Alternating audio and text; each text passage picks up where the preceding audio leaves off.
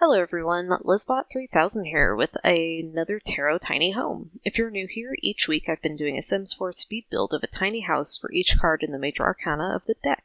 I'll have a link to the whole playlist in the comments if you'd like to go back and watch some of the first ones.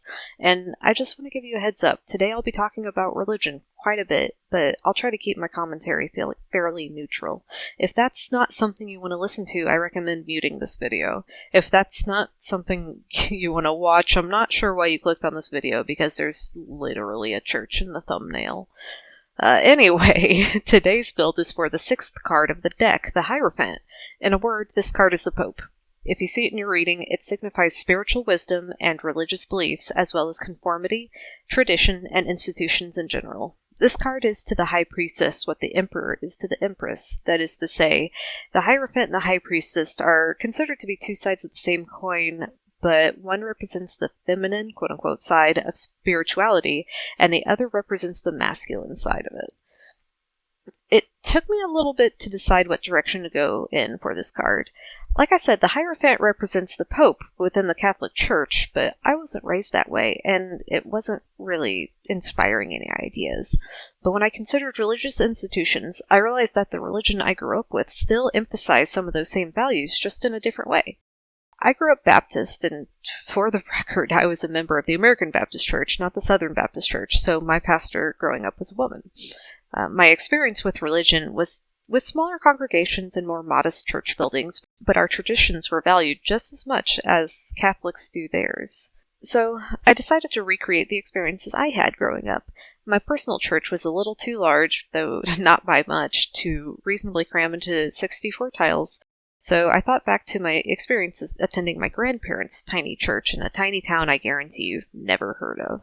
I'll put it this way. The most recent Google Street View images for this town are from 2008. I'll put a picture of the church up here on the screen for a bit so you can get an idea, but it's a bit of a potato quality picture. The cemetery that goes with this church isn't directly on the property like this one on The Sims is, but it's a little ways up the hill with a gorgeous view, and that's why I wanted to build it on the specific lot in Brindleton Bay, a tiny lot with a gorgeous view. And here you can see me finishing up the cemetery. It's pretty small, just like my grandparents, with a gorgeous old tree shading the area, again, just like the one of my grandparents. And I will be finishing up the landscaping here pretty quickly. I cut a lot out of it because there really wasn't anything fancy, not much to show. It's all more or less self-explanatory. So like I said, I built this in Brindleton Bay, but I decided to restrict my pack usage to base game, get together, and tiny living. Unlike some of my other pack-restricted builds, those three truly had everything I needed for this build, and I didn't have to really improvise much. I think the only way I had to get creative was for the podium, which you'll see later.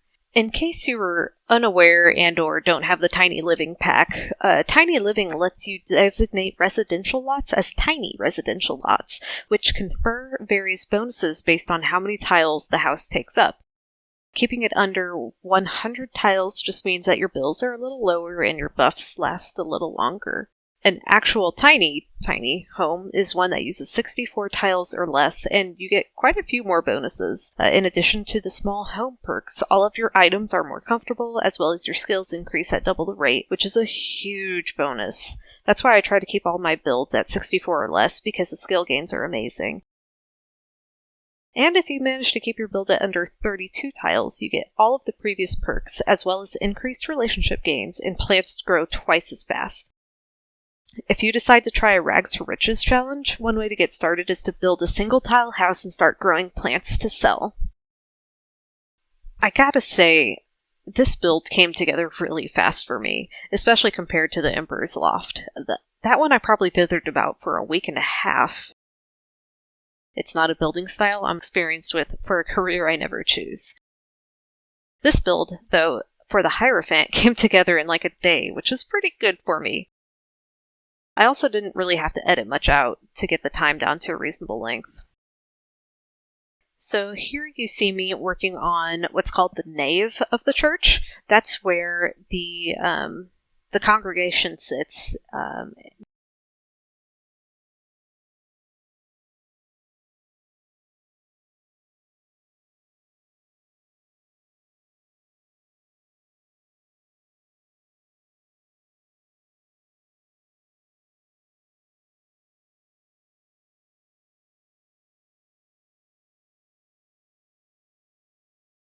These were about the best thing I could find that were closest to pews, and it's probably where most of the cost of the game comes from.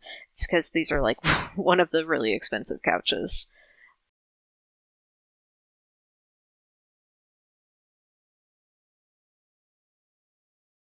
Here I am building the podium, which actually consists of a pair of wall shelves from the base game stacked on top of each other, and then I add a chalkboard sign sized way down and raised up.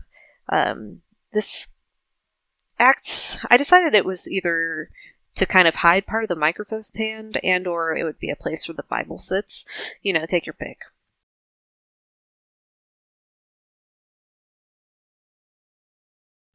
On the walls here, I searched through the whole gallery, and those were the two that seemed closest to religious symbols. The doves, obviously, are, well, not obviously, in case you're not familiar, but the doves are a huge part of Christianity religion, especially with the story of Noah and the ark. And the flower just seemed like a cool symbol. Here I am working on what's called the vestibule, which is a foyer where you enter in. I put down a little sign-in book to say, hey, I'm here, as well as a tissue, because I always see those in churches. And on the other side, here is a little table with some what I decided were Bibles. In case you forgot yours, shame, shame. You can grab one for the back and use it for the service and put it back there when you're done. Just doing some last minute decorating of the nave and the pulpit.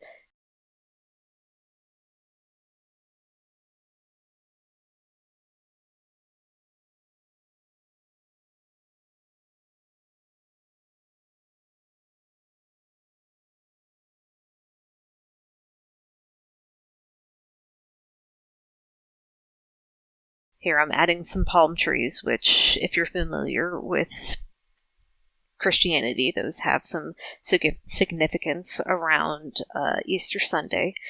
I decided to add a couple of flags because, the church I grew up in was kind of old school, but we were awkwardly incorporating some new school things, so we would have these weird flags that were, I don't know, advertising various things to make it seem more hip. I don't know. They always seem kind of weird and out of place, but to someone that hadn't grown up in that church, it probably made more sense. And I decided not to add too many plants other than the palm trees. One thing that stuck out to me is that my church never really had many plants in the building, and that was because some of our congregants were allergic to a lot of things. So out of respect for them and anyone else who was allergic, we kept it pretty free of actual live plants. Here I'm just adding the tiniest bathroom. I say tiniest, but it's actually 4 squares. Most of my small builds are 3 squares, so hey, at least you don't have to walk through a shower to get to the toilet.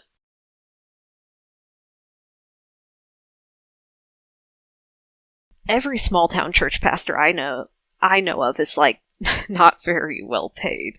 They have to live within their means, which often means living pretty frugally. I imagine the pastor of this church is so poor that they had to live on the back end of the church itself. So, really, this is a micro home with a micro church attached to it. But, technically, it's just a small home.